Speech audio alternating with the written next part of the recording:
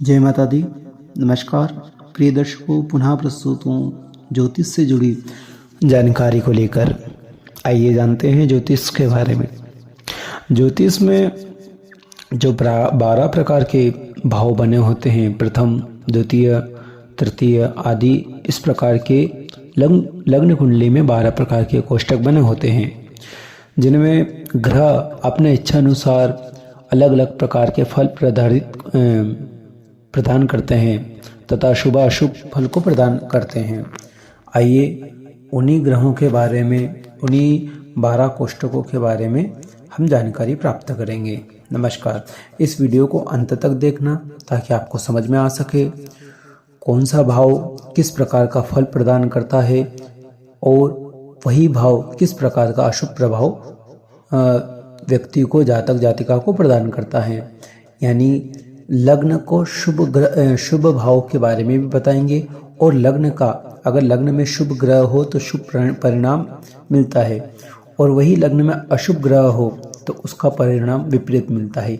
आइए जानते हैं इन लग्न कुंडली के बारे में, 12 प्रकार के कोष्ठक के बारे में जानकारी प्राप्त करेंगे। जय माता दी। प्रथम भाव में अगर शुभ ग्रह हो, यानी लग्न कुंडली प्रथम भाव जिसमें प्रथम में 1 लिखा हो, उसमें शुभ ग्रह हो तो शारीरिक कद, उन्नत सौंदर्य यानी रूपवान, आरोग्य, बुद्धिमान, सद्गुण और ऐश्वर्य, प्रतिष्ठा पाने वाला यानी मान सम्मान पाने वाला, सुख तथा शांत प्रकृति का, यानी सुख शांति, मतलब व्यक्तियों, अनेक प्रकार के जो व्यक्ति होते हैं जिनमें सभी प्रकार के गुण होते हैं, वह सुख शांति यानी बोलना और उनके लिए कार्य करना, एक सुख शांति के प्रकार यानी मौन होकर कार्य करना, इस प्रकार का उस जातक में अगर शुभ ग्रह हो लग्न में तो उस प्रकार के जातक का स्वभाव इस प्रकार से होगा।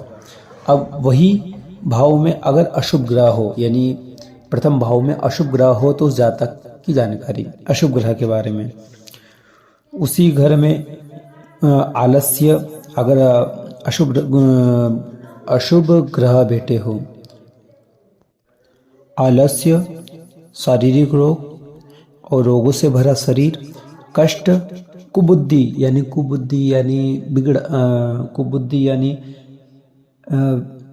किसी को कहने से विपरीत कार्य करना, अहंकारी यानी अहंकार बहुत होना, तथा मानसिक चिंता यानी चिंता में ग्रस्त रहना, चिंतित रहना, अनेक प्रकार के जो कार्य नहीं हो सके ऐसे कार्य को सोचते रहना, इस प्रकार के इसके लक्षण हैं। और भी अनेक प्रकार के ही, वीडियो ज़्यादा बड़ी होगी इसीलिए शॉर्टकट बता रहे हैं। अब दूसरे भाव के बारे में जानेंगे तो दूसरे भाव में शुभ ग्रह बैठने से किस प्रकार का परिणाम मिलता है, आइए जानते हैं। धन संचय करना, धन संचय यानी धन कमाना और उनको सही जगह इस्तेमाल करना, धार्मिक कार्य करना यानी धन संचय।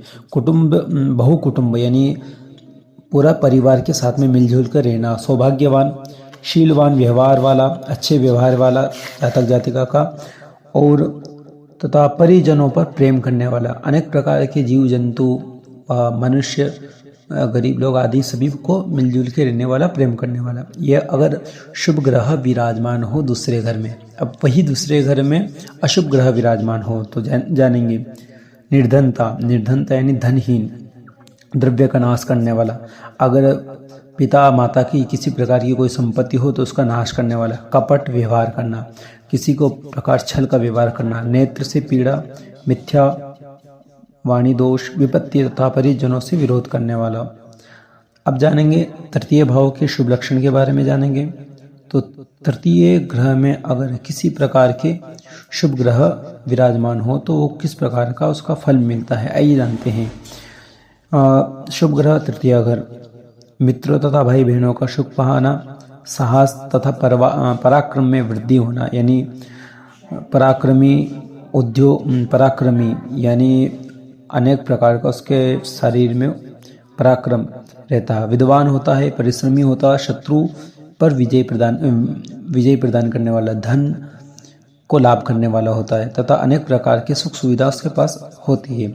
अब वही तृतीय ग्रह में अगर अशुभ ग्रह बैठे तो किस प्रकार का परिणाम मिलेगा। भाई बहनों और मित्रादि तथा सामान्य सुख, कार्य में बाधा, कलह, भाई बहनों में कमी, धन में कमी और प्रवास में कष्ट व शत्रुओं से पीड़ित। अब जानेंगे चतुर्थ ग्रह के शुभ ग्रहों के बारे में।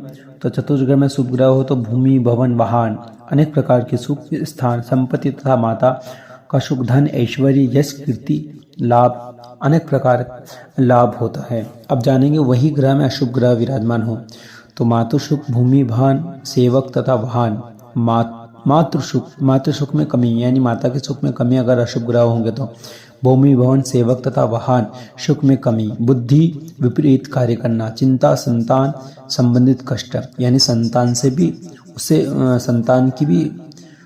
से भी अगर संतान होगी तो उससे भी उनको कष्ट प्राप्त मिलेगा, अगर नहीं होगी तो कोई बात नहीं। पंचम भाव में शुभ ग्रह हो तो पंचम में संतान सुख, विद्या, बुद्धि, लाभ, धन और सम्मान का लाभ, राज्य प्राप्ति, मंत्री आदि की प्रतिष्ठा पाना यानी सरपंच या मंत्री आदि हो सकते हैं। वंश में सुय समस्याओं का समाधान करने वाला, सुलझाने वाला तथा राजा की तरह अपना जीवन को व्यापन करने वाला होता। अगर शुभ पंचम घर में शुभ ग्रह हो तो वही अशुभ ग्रह हो तो बुद्धि में विपरीत कार्य करना यानी बुद्धि से विपरीत कार्य करना, मिथ्याभिमानी अभिमान होता है, संतान में कमी, संतान सुख में कमी, अपयश यानी वह कहीं भी जाएगा तो उसको अपयश ही मिलेगा, कितना भी सही कार्य कर लोगा तो भी अपयश उसे मिलेगा यानी उसका कार्य बिगड़ता रहेगा। चिंतार्थ, विद्या लाभ में विहीन यानी विद्या से विवाह विहीन होगा अगर पंचम भाव में अशुभ ग्रह होंगे तो। षष्ठ में जानेंगे तो षष्ठ में शुभ ग्रह के बारे में जाएंगे। स्वजनों विरोध यानी स्वजन जितने भी उसके विरोधी होगी उस पर उनका विजय प्रदान करने वाला, शत्रुओं से हानि होगी, नाना आसार सुख, उद्यमी, पराक्रमी, उदार, आरोग्य, लोगों को अनुकूल रहने वाला, लोगों की सुनने वाला तथा एकजुट होकर कार्य करने वाला। वही षष्ठ भाव में अशुभ ग्रह होंगे तो शत्रुओं से त्रात, शत्रुओं द्वारा पीड़ित होगा और शत्रु की हमेशा उसके ऊपर विजय होगी यानी शत्रु हमेशा उसके ऊपर भारी रहेंगे। उग्र स्वभाव वाला, रोगी होगा यानी रोग होगा किसी प्रकार का शारीरिक रोग, स्वार्थी होगा, स्वार्थ करने वाला होगा, मित्रों को ठगने वाला होगा, धन व्यय, तामसी प्रवृत्ति का होता। तामसी यानी अनेक प्रकार के जीव जंतु का भक्षण करने वाला यानी मांसाहारी यानी हो सकता है, ऐसा अधिकतर नहीं होता मगर हो सकता है। सप्तम भाव का जानेंगे शुभ ग्रह के बारे में। सुंदर, गुणवान होगा, शीलवान होगा, पत्नी अथवा पति का लाभ यानी जातक होगा तो अच्छी पत्नी मिलेगी, जाति का होगी तो अच्छा पति मिलेगा। और हमेशा विजय को चाहने वाला होगा, सुख सुविधा से युक्त होगा। और आजीविका यानी जो भी वह कार्य करेगा उसको तुरंत ही उस कार्य का प्रतिफल मिलेगा यानी अनेक प्रकार के लोग कार्य करते हैं, नौकरी करना या किसी के सानिध्य में काम करना, तो वो जो कार्य करेगा उसका आजीविका यानी उसका जो फल है वो सुबह कार्य करा और शाम तक मिल जाना, इस प्रकार का उसका प्रतिफल होगा। वही सप्तम भाव में अशुभ ग्रह हो गए तो पत्नी अथवा पति सुख में कमी, पति या पत्नी में कमी करेगा। अदालती मामलों में कोर्ट कचहरी कानून में आदि में भटकाना। व्यभिचारी होगा, प्रवृत्ति होगा, प्रवास तथा यात्रा में अत्यंत कष्ट प्रदान करने वाला होगा। कोर्ट कचहरी आदि का भी आना जाना उसका लगा रहेगा। अब अष्टम भाव में जानेंगे तो शुभ ग्रह के बारे में। विवाहोपरांत स्वस्थान संपत्ति का लाभ यानी विवाह के बाद उसे संपत्ति की प्राप्ति होगी, वह कहीं से भी हो यानी जहाँ विवाह हुआ वहाँ से भी हो या अलग प्रकार से होता यानी उसे धन का प्राप्त होगा। धन एवं जायदाद का लाभ होगा, आकस्मिक धन लाभ होगा, पत्नी से भी उसे धन को प्रदान करने वाली मिलेगी, दीर्घायु भी होगा। वहीं अष्टम ग्रह में अशुभ ग्रह होगा तो धन हानि होगी, क्लेश अपकृति, पुरातत्व हानि यानी जब वह कार्य करेगा उसे पुरातन काल में उसे ही वह भोगना पड़ेगा। पारिवारिक समस्या होगी, राजकीय संकट होगा, संकट आए दिन होता रहेगा। व्यवसाय में खर्च होता रहेगा।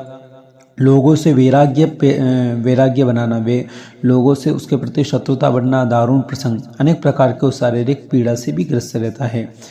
और नवम भाव में शुभ ग्रह होंगे तो नवम धार्मिक कार्यों में रुचि, तीर्थ यात्रा, सौभाग्य वृद्धि, स्वदेश में भाग्योदय। यानी वह जो नवम भाव में अगर शुभ ग्रह होंगे तो वह स्वदेश जाकर ही अनेक प्रकार की संपत्तियों से युक्त होगा। उसे निजी वहाँ जहाँ भी रहता वहाँ पे कम उसका प्रतिफल मिलेगा और स्वदेश में ज़्यादा मिलेगा। यानी घर पे रहकर जो अगर जो मंथला सैलरी कमाता उसका वह स्वदेश में जाकर करेगा तो उसका 4 गुना मिलेगा। दूर देशों की यात्रा करना, अनेक प्रकार के कार्य करना तथा रिद्धि यश मान होता है। अनेक नगरों में भ्रमण करना और ऐश्वर्यवान होगा। वही नवम भाव में अशुभ ग्रह तो आर्थिक स्थिति परिवर्तनशील होगी, पैसे में कमी होगी, आर्थिक स्थिति में खराब होगी, प्रदेश में भाग्योदय होगा। अगर प्रदेश में भी जाएगा तो उसका भाग्योदय क्षीण होगा। तथा अरुचि, मानसिक संताप, उसे मानसिक संताप भी होगा। विपत्ति, अपयश, यानी विपत्ति भी होगा तो अपयश भी मिलेगा। दसम भाव के बारे में जाएंगे शुभ ग्रह के बारे में, तो दशम में राज्य द्वारा धन और सम्मान का लाभ होगा। जिस राज्य में रहता उसी राज्य में रहते हुए राजा से मान सम्मान पाना और उसी राज्य से धन कमाना अथवा नौकरी से लाभ, पितृसुख, नौकरी आदि जो भी कार्य करेगा, नौकरी व्यवसाय, उससे उसे धन मिलेगा। और पदोन्नति, उसका जो आए दिन जो उसकी उन्नति वो बढ़ती रहेगी, रुकेगी नहीं, अगर दसम भाव में शुभ ग्रह हो। वहीं अशुभ ग्रह होंगे तो पितृसुख में हानि, यानी पिता के सुख में हानि, पिता से वंचित भी कर सकते हैं। दसम भाव में अगर अशुभ ग्रह की दृष्टि हो तो पिता से विहीन भी हो सकता है। राज्य विरोधी, जो राजा होगा वो भी उसका विरोधी होगा। व्यवसाय में परिवर्तन, यानी व्यवसाय जो करता है वो हमेशा बदलता रहेगा, एक कार्य पे कभी नहीं टिका रहेगा। अपयश, कष्ट, सुख, नाश, उसका जो सुख है उसमें आए दिन नाश होता रहेगा। आजीविका से विषय में चिंता, यानी जो भी जीविका करता है उसमें हमेशा चिंतित रहेगा कि कार्य करना सही कर रहा हूँ कि गलत, यानी वो चिंतित रहेगा। एकादश में शुभ ग्रह होना, नियति, आय, व्यवसाय अथवा नौकरी में लाभ, सब प्रकार में सुखों की उपलब्धि। पराक्रम, बुद्धि, यश, कीर्ति, यानी बुद्धिवान होता, यशवान होता है, कीर्तिवान होता है। गायन, संगीत, नृत्य, कला आदि में वह निपुण होता है। वहीं अशुभ ग्रह होगा तो कुटुंब, संतान तथा मित्र सुख में कमी, उसके मित्र जो है वही उसके छल करेंगे। अगर 11वें भाव में अशुभ ग्रह होंगे तो वही उस मित्रों से कपट आदि असत कार्य द्वारा धन का श्रेष्ठ नाश करना। नौकरी से धन लाभ हेतु पाप पुण्य का विचार न करना, यानी वह धन कमाने के लिए किसी भी प्रकार का कार्य कर सकता है, उसमें उसका धर्म भी नष्ट हो सकता है, इस प्रकार का भी वह कार्य करेगा। एकादश भाव में अगर अशुभ ग्रह होंगे। वहीं जानते द्वादश भाव, यानी कुंडली के लास्ट द्वादश भाव के बारे में जानेंगे। अगर शुभ ग्रह होंगे तो द्वादश भाव में किस प्रकार की सुविधा मिलेगी। रोग, शत्रु एवं संकट, नाश। शुभ ग्रह होंगे तो अनेक प्रकार की शारीरिक जो रोग होंगे वो नष्ट हो जाएंगे, उसके जो शत्रु होंगे वो भी नष्ट हो जाएंगे। सत्कर्मों में धन का व्यय, यानी पूजा पाठ और अनेक प्रकार की सुख सुविधा में वह धन व्यय करेगा। अधिकारी व प्राप्ति से विघ्न, लंबी यात्राओं में लाभ, अनेक प्रकार की यात्राएं करेगा, यानी घूमने फिरने में उसका लाभ होगा। आर्थिक तथा मानसिक चिंताएं उससे थोड़ी बहुत ग्रसित कर सकती है, यानी घूमने फिरने से उसे धन की प्राप्ति होगी।